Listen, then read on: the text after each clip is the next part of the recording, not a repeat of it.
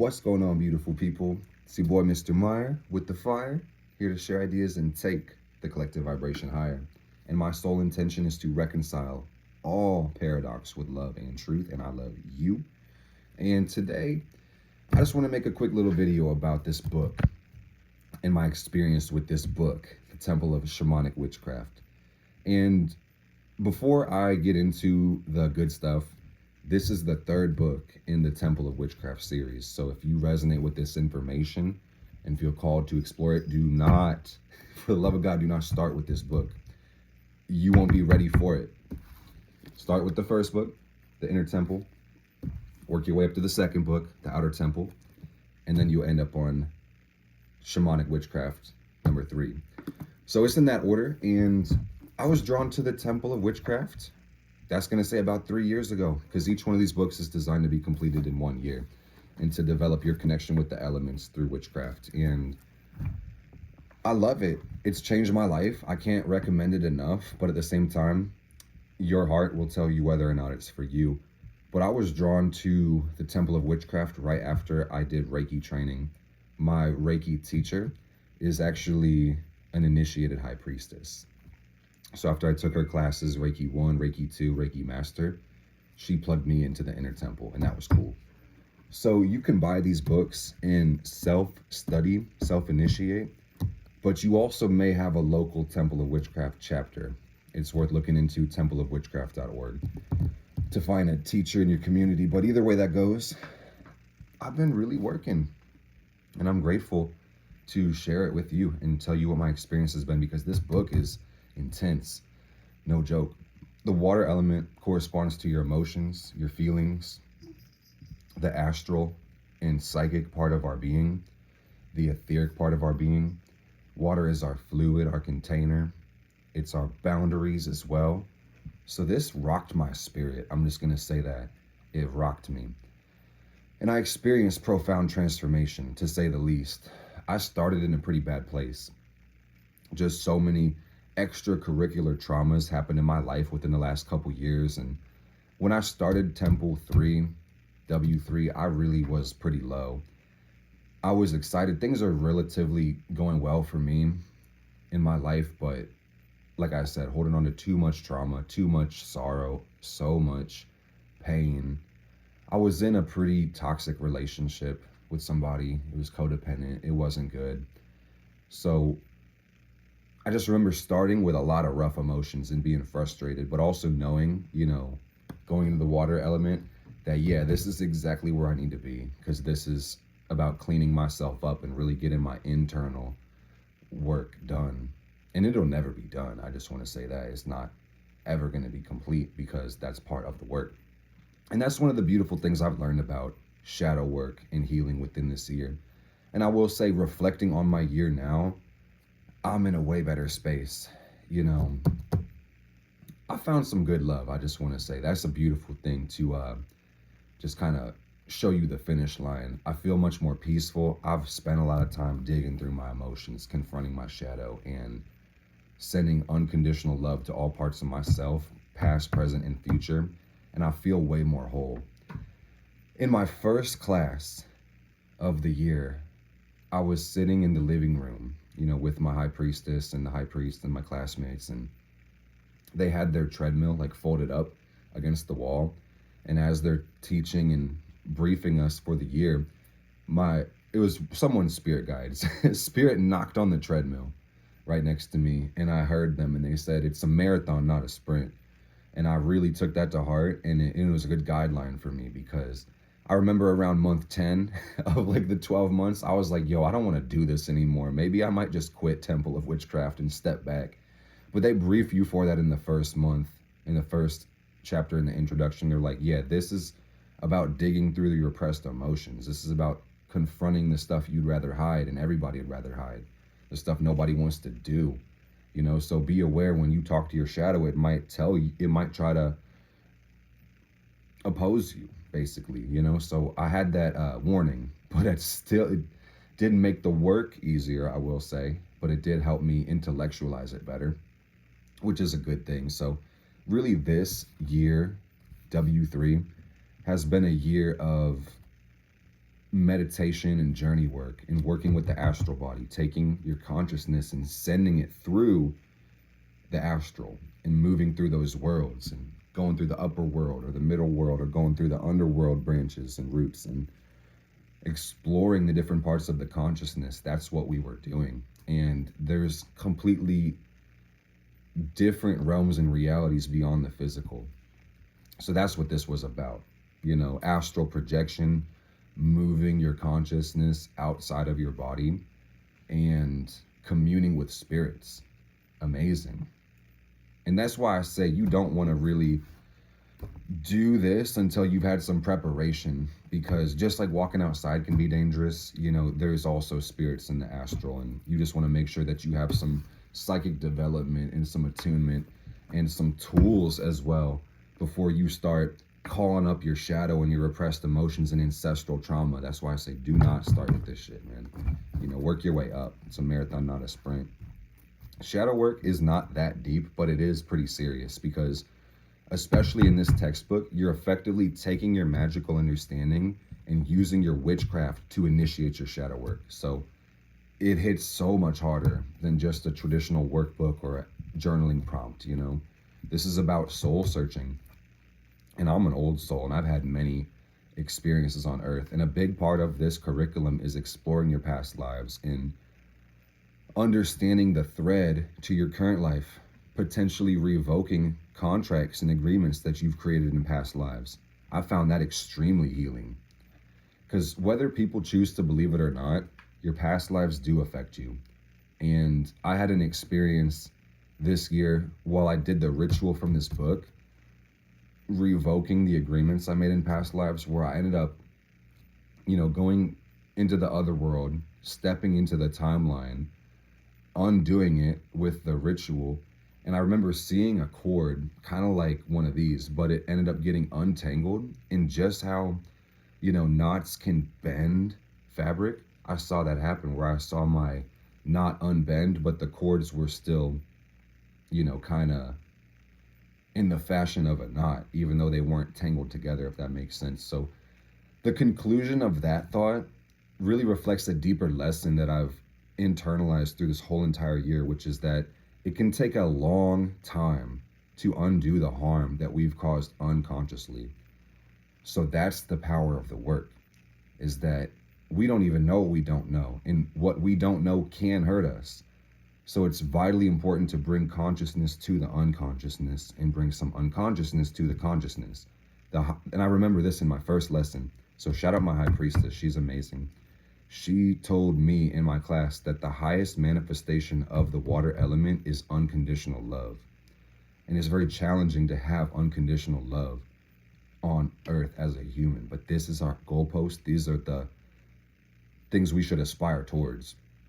Water reflects our sense of connection. Compassion requires empathy. So the end result, if there was an end result of shadow work, is to become a more loving person, to become a more accepting person, to become a more forgiving person, a more powerful person. Water corresponds to your sense of boundaries, all right? So one thing I learned this year, very painfully so, reflecting in so many of my relationships, is unconditional love for myself, to be more empathic to myself, and to be more forthright with how I feel, and to honor my emotions. And I started to recognize my emotions as part of myself, which is what it is. And you may hear, you're not your emotions, you're not your thoughts, you're not your feelings. And that's true on some extent, but this is a tool that you have as a spirit. Your water is like the chalice on your soul's altar. The thoughts are like the sword on your soul's altar. So while that's not actually you, you are the soul. It's like, hey, I am in a human body right now. That's my pentacle. You feel me? So I learned to take better care of myself this year. And I'm so grateful for the support I had around me, because it's hard as hell, no pun intended, to go down to the hells and pull up all the negative emotion that you were unable to deal with in your past, to confront the anger and the shame and the guilt and the jealousy and the resentment and the fear and just ungodly amounts of pain. So much pain, nobody knows how to deal with it. So they push it on to the unconscious, and then that falls down the family tree, you know? So that's kind of been my experience, is it's gonna take a long time to undo the harm that was created unconsciously. And let's say if these issues were created over generations, it's gonna take damn sure more than 1 week to fix them. And that's been hard for me to accept as a person who loves results and loves solutions. You know, I want the work and I want to get it done, but it's a marathon, not a sprint. It takes some time. So the journey work was profound, and I'm grateful to have this community and this platform, because I loved utilizing the lessons in my professional practice. I loved doing guided journeys. I did only a couple, but I did some guided journeys on TikTok Live, and I helped some people connect with the shamanic technique of traveling, which was fun. That helped me learn it as well. But my own personal journey work was profound, because not only did I have a deeper connection with my three selves and my upper, lower, and middle self, I learned so much about the plant kingdom and the animal kingdom and the mineral kingdom, and I made so many relationships with these animals, and that in itself made me a better human. Some people don't choose to share their spirit animals. I want to shout out the wolf, because the wolf really helped me be a better human. The wolf helped me realize who I am. It helped me get over so many fears of other people because of my past, all the pain I've dealt with in my relationships. Wolves helped me become more independent, and they also helped me become a better leader. They helped me see myself as a member of my community and start to receive the love that's around me more, because fear was a big one for me. All those emotions I listed, they're big for me, dude, you know, when it comes to dealing with my shadow work. So it's been a healing process, and really every animal has a different type of medicine. So I just want to say thanks again to the animal kingdom and all the spirits who've helped me, because this has been a miracle of a year. It's been profound. Past lives, current lives. We work with the ancestor realm. That's really how our initiation of the end of the year worked out with the water initiation. We went to, and this is crazy because it's really the astrological Samhain right now. We went to a graveyard and we communed with the spirits of the dead. You know, we opened a circle in there and, you know, reflected and paid respect and gave offerings and ritually called upon our shadow through the year to work with these emotions and to build a connection and just to integrate with the shadow, because the shadow is a natural part of being, and anything that casts light will create shadow. And this sounds so simple physically, but it applies metaphysically because of correspondence, and it's so profound, it's hard to really think about, because by the nature of shadows is darkness. So shadows and light are complementary. They're not antithetical. They're not combative. But that's how it's treated by most people, because the things that are undesirable, unsavory, unfavored, they get relegated to the shadow. So most people's conscious relationship with the shadow is negative, okay? And what I learned through this year is not negative at all. You get me? And I know you might understand, but I'm trying to say collectively, most of us across the board feel terrible about our shadow because we don't own the negative repressed emotions, you know? So I've been able to deepen my connection as a human today, and, you know, the whole year, I should say, but it seems like every day it keeps building, which I'm so grateful for. In my initiation ceremony, they mentioned in circle, you know, just the same way the sun casts a shadow on a tree by shining its light, or the way that the night swallows the day. This is natural. It's not a bad thing, but, you know, do we get angry when it becomes nighttime? Most of us don't, you know, and that's going to reflect our connection with positive/negative emotions. There's nothing bad about being angry. There's nothing bad about being jealous. There's nothing bad about being resentful.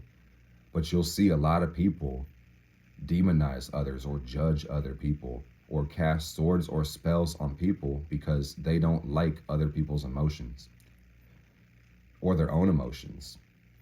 And what's crazy is that, you know, the things we criticize in other people is what we still have yet to accept within ourselves. So really, I see this work being kind of infinite. It's a spiraling path.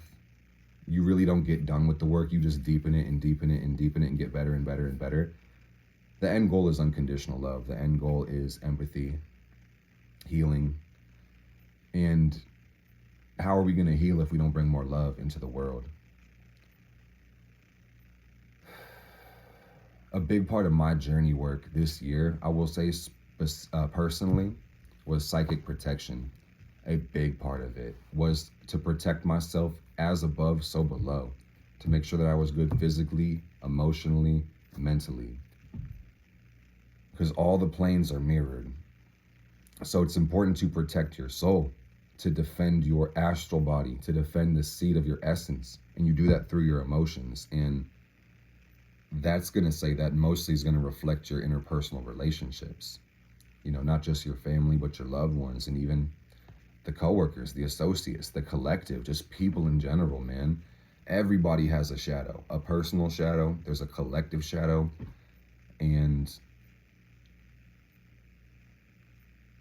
it all affects us. It's very real.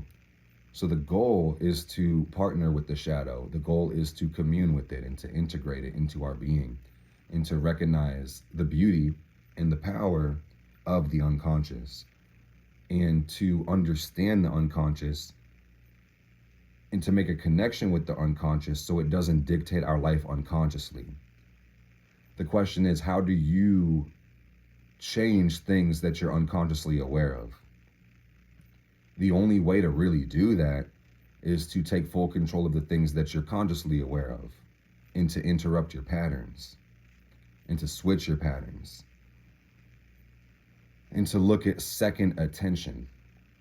Because we have one type of attention and then there can be like the periphery, the second intention. And you also can work on modifying your consciousness as well through ritual, through meditation, through trance work. That's a big part of it. So in this year, we did explore a lot of techniques for inhibiting and exhibiting your consciousness to alter it in some way to get a easier way to travel and to connect with the water element. So that was a great thing. It was profound. And I could really talk you guys' ear off about this. I feel like I could make a whole bunch of videos about this, like the initiation experience. I think I'm going to talk about that and I might just sign it off because I 10 out of 10 recommend the school to anybody who wants to deepen their connection with life and magic and really just grow in power, love, and wisdom. That's the point of the work. And it was so cool doing the initiation ritual with my temple mates and being outside on a farm around a big fire and creating circle outside and calling on the elements and the protectors and doing our journey work outside and, you know, burning our shadow work journals that we worked in and releasing all that emotion from lifetimes, you know, of fuckery and pain and confusion. That felt awesome.